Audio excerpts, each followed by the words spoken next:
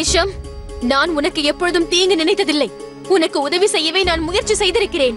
அன்று நீ கேட்டுக் கொண்டதற்காகவே மட்டும் ஷெஹன்ஷாவிற்கு எதிராக மகாமங்காவிற்கு உதவி செய்தேன். ஆனால் அதெல்லாம் நீ போட்ட சதி திட்டம் என்று அப்போது எனக்கு தெரியவில்லை. இத்தனை வருடங்களாக அந்த பகை உன் மனதில் இருந்திருக்கிறது. அதற்காக நீ மகாமங்காவிற்காக எங்களை பழிவாங்க எங்கள் குழந்தையின் உயிரோடு விளையாடுவாயா நீ? ஆம், நான் செய்ததை நினைத்து எனக்கு எந்த குற்ற உணர்ச்சியும் இல்லை. நான் யாருக்கும் நம்பிக்கை துரோகமும் செய்யவில்லை. நான் மகாமங்காவின் கட்டளையை நிறைவேற்றினேன், அவ்வளவுதான். ஏனென்றால் நான் மகாமங்காவின் அடிமை, முகலாய சாம்ராஜ்யத்திற்கு அல்ல. பேகம் சாயிபா, எனக்கு இன்னொரு சந்தர்ப்பம் கிடைத்தால் நான் மறுபடியும் முயற்சி செய்வேன். ரேஷம், போதும், ஒரு வார்த்தை பேசாதே. இதுவரை முகலாய சாம்ராஜ்யத்தின் பேகமாக, முகலாய ராஜ்யத்தின் நன்மைக்காக நான் அனைவரையும் மன்னித்து வந்தேன். ஆனால் இன்று ஒரு தாயாக உன் முன் நிற்கிறேன். என் குழந்தைக்கு தீங்கு நேர நான் அனுமதிக்க மாட்டேன். அது யாராக இருந்தாலும் சரி. என் குழந்தையை தப்பான நோக்கத்தோடு பார்த்தாலே சரி, அவர்களை நான் உயிரோடு விட மாட்டேன். புரிந்ததா? யாகுதா, இந்த விஷயம் நம் கைமீறி போய்விடும் போலிருக்கிறதே. ஏதேனும் சீக்கிரம் செய்ய வேண்டும். ஒருவேளை ரேஷம் என் பெயரை கூறிவிட்டார்.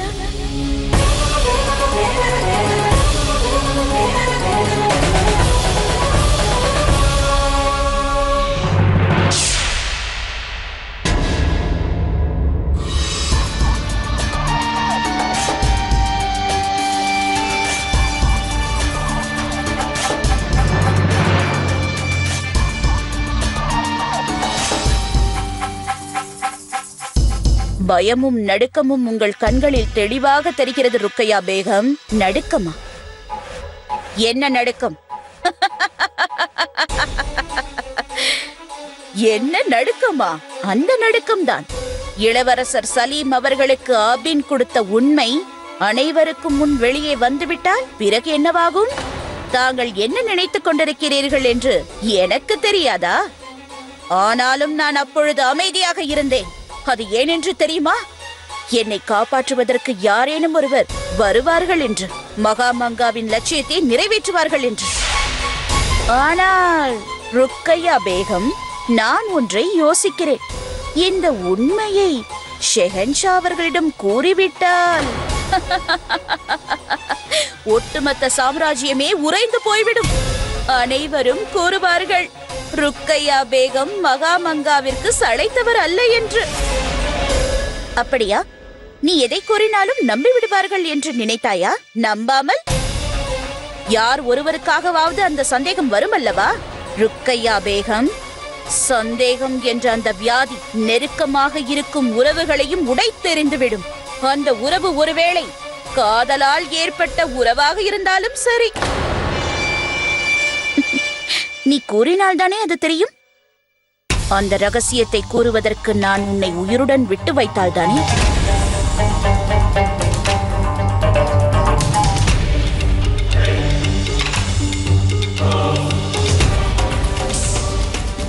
என்னை விட்டுவிடுங்கள் சாய்பா, என்னை விட்டுவிடுங்கள். நான் விளையாடினேன். நான் யாரிடமும் எதுவும் கூற மாட்டேன். என்னை விட்டுவிடுங்கள். நான் அன்று கூட வாயை மூடி அமைதியாக தானே இருந்தேன். இனியும் அவ்வாறுதான் இருப்பேன். எவ்வாறு நம்புவது?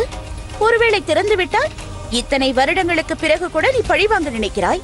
அதே போல் என்னை பழிவாங்க இதை வெளியே கூறிவிட்டால்?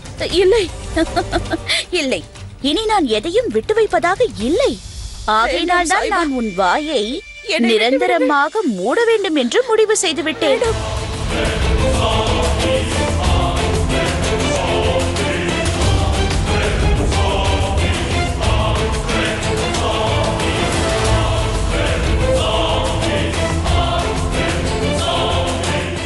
இனி நீ எப்பொழுதும் யாரிடமும் வாய் திறக்க முடியாது.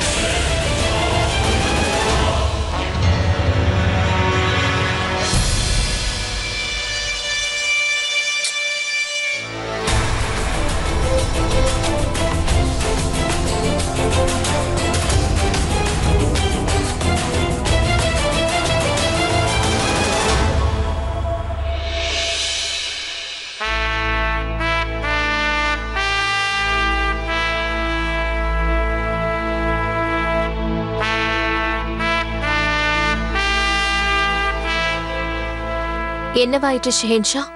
இவ்வளவு நேரமாகியும் தனிமையில் என்ன யோசிக்கிறீர்கள்? வந்து ஓய்வெடுத்துக் கொள்ளுங்கள். எனக்கு உறக்கம் வரவில்லை ஜோதா பேகம். ஏன், என்னவாயிற்று? நான் யோசிப்பது என்னவென்றால், ஷேக்கு பாபாவை ராஜா மான்சிங் மற்றும் ரஹீமிடமிருந்தும் வாழ் பயிற்சி கற்றுக்கொள்ள சொல்லலாம் என்று. எப்பொழுதும் பயிற்சியை பற்றியே யோசிக்கிறீர்கள். ஷெஹன்ஷா அவன் ஒரு பாலகன். ஆனால் அவன் சாதாரண பாலகன் அல்ல ஜோதா பேகம். அவன் வருங்காலத்தில் இந்நாட்டை ஆளப்போகும் ஷெஹன்ஷா. அனைத்து விஷயங்களையும் கற்றுக்கொள்ள வேண்டியது அவனுக்கு மிகவும் அவசியம். ஒரு ஷெஹன்ஷாவாக இருப்பதென்பது மிகவும் கடினமான ஒரு விஷயம் ஜோதா பேகம். அது கஷ்டமான விஷயம் தான், ஒத்துக்கொள்கிறேன். ஆனால் ஷெஹன்ஷா அவன் உங்களுடைய பிள்ளை. ஷெஹன்ஷா, நீங்கள் கேள்விப்பட்டிருக்கிறீர்களா? மீன் தன் குழந்தைக்கு நீச்சல் கற்றுக் கொடுப்பதாக? இல்லை அல்லவா? அதேபோல் சலீமும் ஒவ்வொரு பிரச்சனையையும் உங்களை பார்த்து பார்த்து எப்படி சமாளிப்பதென்று கற்றுக்கொள்வான். ஆனால் நான் என்ன யோசிக்கிறேன் என்றால், ஒருவேளை ஷேக்கு பாபா இப்படியே இருப்பது நல்லதுக்கல்ல. ஏன் இவ்வாறு பேசுகிறீர்கள்? சலீம் நம்முடைய கண்காணிப்பில் பாதுகாப்பாக இருப்பான். ஆனால் எனக்கு அப்படி தோன்றவில்லை ஜோதா பேகம். அவன் நம் கண் பார்வையில் இருந்தாலும், அரண்மனையின் பாதுகாப்பான இடத்தில் இருந்தாலும், ஒரு ஷெஹன்ஷா ஆக வேண்டும் என்றால் அனைத்து விஷயங்களையும் தெரிந்து வைத்திருக்க வேண்டும். எந்த வகையிலும் நமது பாசமோ நேசமோ அவனது வளர்ச்சிக்கு தடையாக இருக்கக்கூடாது. நமது ஷேக்கு பாபா தேவைப்பட்டால் நம்மிடமிருந்து உதவி கேட்கலாம், அது தவறல்ல. ஆனால் ஒவ்வொரு விஷயத்திற்கும் நம்மளை சார்ந்திருந்தால் அது தவறாகும். அவன் ஆக்ரோஷமாக என்னோடு வாள் சண்டை இட்டான் என்றால் அது நிச்சயம் நான் வரவேற்கிறேன். ஆனால் ஆயுத விஷயத்தில் அவன் என்னை மிஞ்சவில்லை என்றால் அது எனக்கு வருத்தம் அளிக்கும். பயிற்சி நேரத்தில் ஆக்ரோஷமாக என் மீது தாக்குதல் நடத்தினால் அது எனக்கு மிகவும் சந்தோஷம். ஆனால் வேறு யாராவது என் பிள்ளையை ஆக்ரோஷமாக தாக்கினால் அதை என்னால் தாங்கிக் கொள்ள முடியாது ஜோதா பேகம். ஷெஹன்ஷா, நீங்கள் எப்படி விரும்புகிறீர்களோ அதே போல் சலீம் வருவான். ஆனால் அதற்கு சில காலம் ஆகும். இந்த வயதில் அவனுக்கு ஆயுத பயிற்சி கொடுப்பது நல்லதல்ல. எல்லா விஷயத்திற்கும் ஒரு நேரம் உள்ளது, அந்த நேரத்தில் தான் செய்ய வேண்டும். அதனால் நீங்கள் தைரியமாக இருங்கள் ஷெஹன்ஷா. நேரம் வரும்பொழுது அனைத்தும் சரியாகிவிடும். எனக்கு உங்களை நினைத்தால் மிகவும் பெருமையாக இருக்கிறது.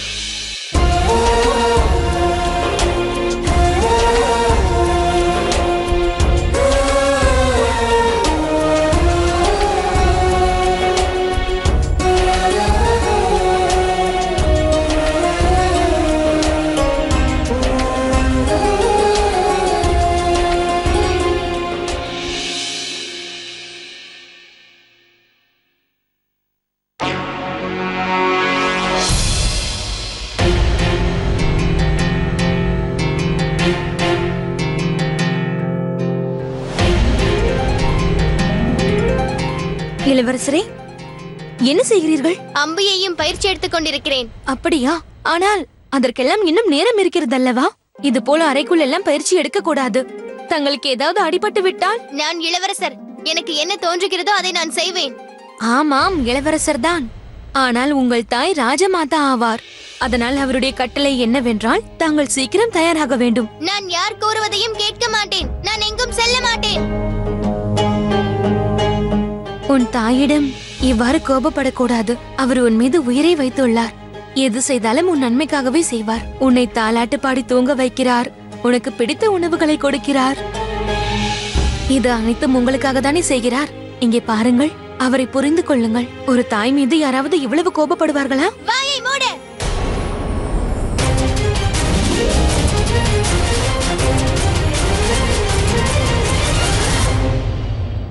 சலீம்,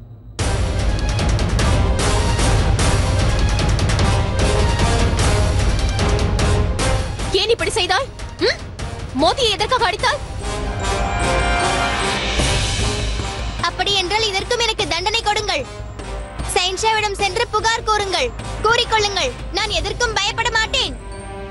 சலீம், மோதி உன்னுடைய அத்தை. நான் கூறுவதை கேள். ஜோதா, போகட்டும் விடு. சிறுவன் தானே. சிறுவனாக இருந்தால் என்ன மோதி? அவன் விரும்பியதை செய்யலாமா? அப்படியே அவனை வளர்த்திருக்கிறேன். அவனுக்கு பாடம் கற்றுக் கொடுக்க வேண்டும். நிச்சயம் தண்டனை தருவேன்.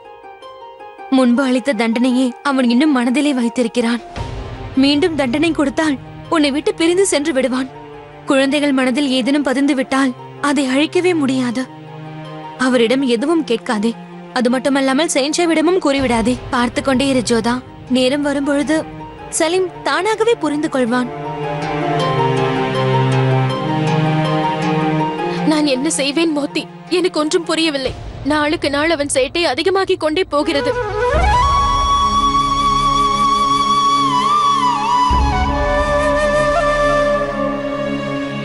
மோதி, வா, நான் உனக்கு மருந்து போட்டு விடுகிறேன். பெரியம்மா, பெரியம்மா. சலீம், நீ வா, இங்க வந்து அமரு. எதற்காக அழுகிறாய்? எனக்கு ராஜமாதா அவர்களை பிடிக்கவில்லை. நான் மீண்டும் அவர்களிடம் செல்லவே மாட்டேன். இல்லை இளவரசரே, அவ்வாறு கூறக்கூடாது. முதலில் என்ன நடந்தது என்று கூறு. விளையாடும் போது தெரியாமல் மோத்தி பைக்கு அடிபட்டு விட்டது. அதற்கு ராஜமாதா என்னை திட்டிவிட்டார். அவரும் தந்தையும் எப்பொழுதும் என்னை திட்டிக் கொண்டே இருக்கிறார்கள். அவர்கள் உங்களைப் போல் என்னிடம் ஏன் பாசமாக இல்லை பெரியம்மா? வேண்டுமென்றால் பாருங்கள், ராஜமாதா தந்தையிடம் சென்று புகார் கூறத்தான் போகிறார். இல்லை சலீம், நீ இங்க வா, எனது மடியில் வந்து அமர்ந்து கொள். இதோ பார், இவ்வாறு நீ அழக்கூடாது. இதோ பார் சலீம், எனக்கு நன்றாக தெரியும் ஜோதா பேகம் செய்வது அனைத்தும் சரியில்லை என்று. அதோடு அந்த மோதி பாய் யார்? ஒரு அடிமைதானே. அடிமைக்காக இளவரசர் மீது கோபப்படுவது சரியானது கிடையாது. இது மிகவும் தவறான விஷயம். இளவரசர் தன் அடிமைகளை என்ன வேண்டுமானாலும் செய்யலாம். அவருக்கு உரிமை இருக்கிறது. அவர் அந்த மோதி பாய்க்கு மிக அதிகமாக இடம் கொடுத்து வைத்திருக்கிறார். ஜோதா பேகத்தின் மனதில் என்ன இருக்கிறது என்று எனக்கு தெரியவில்லை. போகட்டும், நீ இது போல அழாதே சலீம். உனக்கு தெரியும் அல்லவா, நீ இவ்வாறு அழுதால் என்னால் அதை தாங்கிக் கொள்ள முடியாது என்று. ஆனால் ராஜமாதா அவர்கள் இதை ஷெஹன்ஷாவிடம் கூறிவிட்டால் அவர் மீண்டும் எனக்கு தண்டனை கொடுத்து விடுவார். பிறகு எங்காவது அனுப்பி வைத்து விடுவார். இல்லை சலீம், அவ்வாறு எதுவும் நடக்காது. நீ எதற்கும் பயப்படாதே. உன்னுடன் உனது பெரியம்மா இருக்கிறேன் அல்லவா, நான் அனைத்தையும் பார்த்துக் கொள்கிறேன். நீ இவ்வாறு அழாதே. வா இங்கே.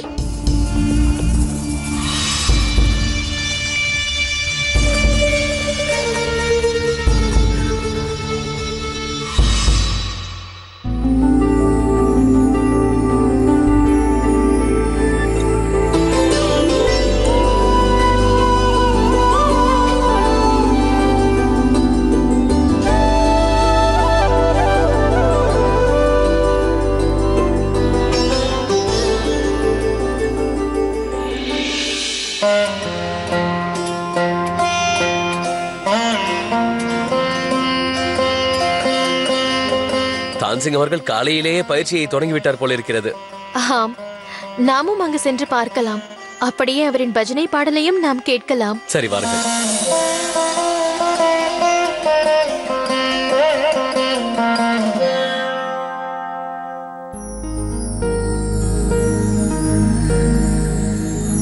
அல்லாவின் அதிசயத்தை பார்த்தீர்களா ஜோதா பேகம்? இதோ இவளால் கேட்க முடியாது, பேச முடியாது, இருந்தாலும் கூட எவ்வளவு அழகாக வீணை மீட்டுகிறாள் பார்த்தீர்களா ஜோதா பேகம்? இது உண்மையிலே அதிசயம்தான். இதை பார்க்கும் பொழுது எனக்கும் ஆச்சரியமாக இருக்கிறது ஷெஹன்ஷா. யாருங்க? சென்று உடனே தான்சிங் அவர்களை இங்கே அழைத்து வாருங்கள். மெஹதாப், நீ மிகவும் சிறப்பாக வீணையை மீட்கிறாய். சுப்ஹான் அல்லாஹ். ஆம் மெஹதாப், எங்களுக்கே தெரியவில்லையே எங்களுடைய மெஹதாப் இவ்வளவு திறமையானவள் என்று. வணக்கம் ஷெஹன்ஷா. வணக்கம் ராஜமாதா அவர்களே. அதாப் தான்சிங் அவர்களே. தான்சிங் அவர்களே, தங்களிடம் கேட்க வேண்டும். இவளால் கேட்க முடியாது, பேச முடியாது, இருப்பினும் எப்படி இவ்வளவு அழகாக வீணை மீட்டுகிறாள்? ஈஸ்வரனின் கிருபை ஷெஹன்ஷா. அவள் பார்வையில் ஞானம் உள்ளது ஷெஹன்ஷா. அவள் எதைக் கண்டாலும் அதை அப்படியே மனனம் செய்கிறாள். பலமுறை நான் வீணை வாசிப்பதை அருகிலிருந்து கவனித்தாள். வீணையில் எனது விரலின் அசைவுகள் மற்றும் முத்திரைகளை கவனித்தாள். சுயமாக கற்றுக்கொண்டாள். பிரமாதம். அந்த அல்லாவின் மற்றொரு அதிசயத்தை பார்த்த மகிழ்ச்சியில் நான் இருக்கிறேன்.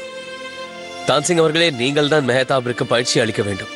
ஏனென்றால் அவள் இன்னும் அழகாக வீணை மீட்ட வேண்டும் என்று எண்ணுகிறேன். சித்தம் ஷெஹன்ஷா. தங்கள் கட்டளை நிறைவேற்றப்படும். இது என்னுடைய கட்டளை அல்ல, இது என்னுடைய வேண்டுகோள். நன்றி. மிகவும் பிரமாதம்.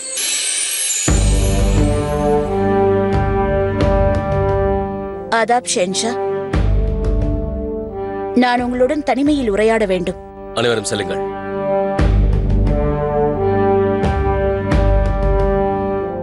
சரி, கூறு ருக்கையா பேகம், விஷயம் என்ன? ஜலால், தயவு கூர்ந்த சலீமை எதுவும் சொல்லிவிடாதீர்கள். நான் ஒப்புக்கொள்கிறேன், அவன் தவறுதான் செய்திருக்கிறான். தாங்கள் அவனுக்கு தண்டனை கொடுக்க கூடாது. அவனை பொறுத்துக் கொள்ள வேண்டும். அவன் இன்னும் சிறு பிள்ளைதான். நீ என்ன கூறுகிறாய்? என்ன தவறு செய்தான்? நான் என்ன தண்டனை அளிக்கப் போகிறேன்?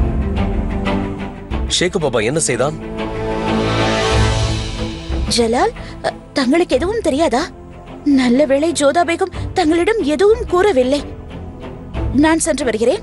நில்லு. ஜோதா பேகம் என்னிடம் என்ன கூறவில்லை என்பதை என்னிடம் கூறு.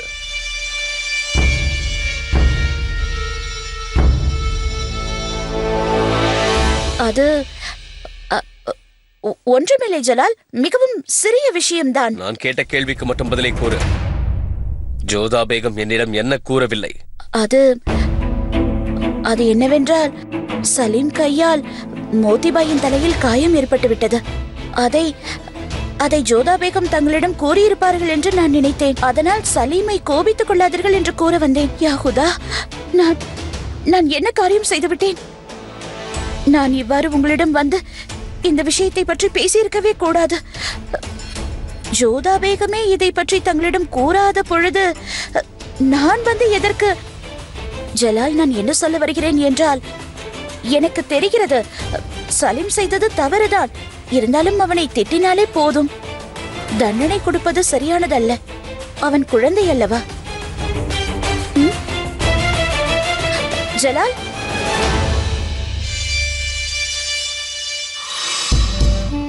எனது வேலை முடிந்து விட்டது. இனி மீதி வேலையை ஜலாலின் கோபமே பார்த்துக் கொள்ளும். பார்ப்பதற்கு மிகவும் அழகாக இருக்கிறார் மோதி. ஆம், உண்மைதான் ஜோதா.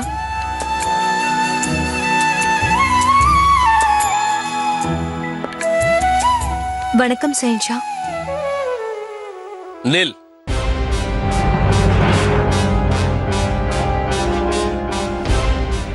உனக்கு எப்படி இந்த காயம் ஏற்பட்டது?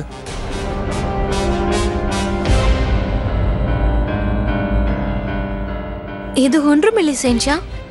நேற்று நடந்து கொண்டிருக்கும் போது கால் வழுக்கி கீழே விழுந்து விட்டேன். அடிபட்டு விட்டது. எனக்கு என்ன தோன்றுகிறது என்றால், இந்த காயம் யாரோ உன் மீது கோபத்தால் எதையோ வீசி எரிந்ததனால் ஏற்பட்டது போல். மோதிபாய், இளவரசர் செய்த தவறை மறைப்பது அவரை மேலும் தவறு செய்ய தூண்டுவதாகும். நீ ஷேகு பாபாவிற்கு ஒரு அத்தையை போன்றவள். இது உனக்கே தெரியும் என்று நம்புகிறேன். சரி, நீ செல்லலாம்.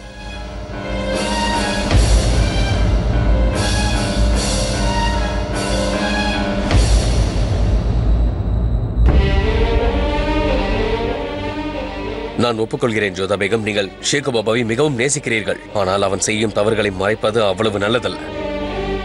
அவன் செய்த தவறை மறைத்து அவனை காப்பாற்றலாம் என்று எண்ணுகிறீர்கள். ஆனால் அவன் மேலும் தவறுகளை தான் செய்வான் ஜோதா பேகம்.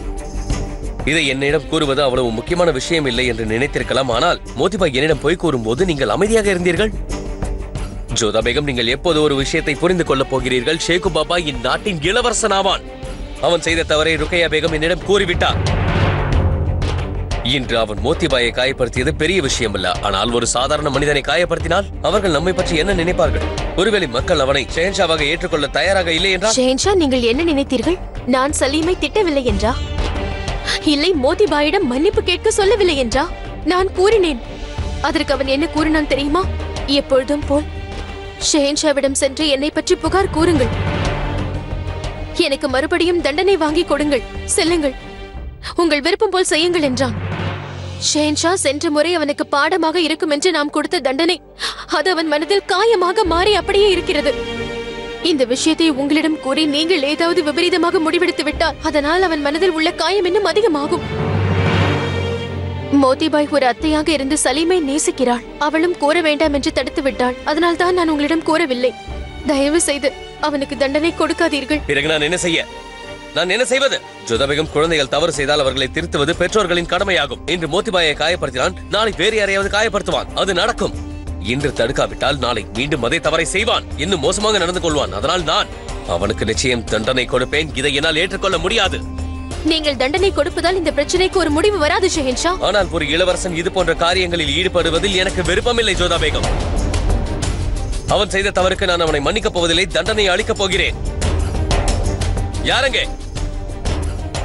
உடனே ஷேகு பாபாவை இங்கே அழைத்து வா.